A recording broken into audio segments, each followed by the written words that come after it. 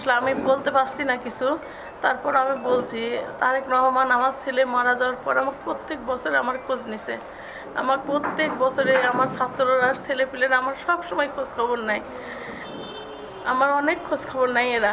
আমার কাছে খুবই ভালো লাগে যে আমার ছেলে কত মার খাইছে পুলিশের কাছে, আমাকে দেখাইছে। আমি কিন্তু কোনো মা কিন্তু সহ্য করতে পারে না ছেলের মা, কিন্তু আমি সহ্য করেছি, হাসিছি আর বলেছি ঠিক করেছে, তোকে মারেছে, তুমি গেছো আবার যাও।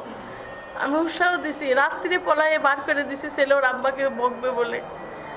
আর ধন্যবাদ আমাদের ওয়াল সাহেবকে, আমি কিছু বলতে পারছি না। আমরা আপনার ছেলের মতো আন্টি, মন খারাপ করেন, আমরা আসি আন্টি, সারা জীবন আমরা আসি আপনাদের সাথে। আমাদের ভারপ্রাপ্ত চেয়ারম্যান তারেক রহমান আছেন, ইনশাল্লাহ যে কোনো বিপদে আন্টি। আপনার ছেলে তো আসলে বীর যোদ্ধা, আবু সাইদরা যেভাবে হয়েছে, জনি ইসলামও তো সে একই রকম, মানে এরকমভাবেই তো একটা বিরচিত। আমাদের আসলে আমার কিছুই নাই, আমার কিছুই না, আমার দুইটাই ছেলে, আমার কিন্তু কোনো কিছু নাই।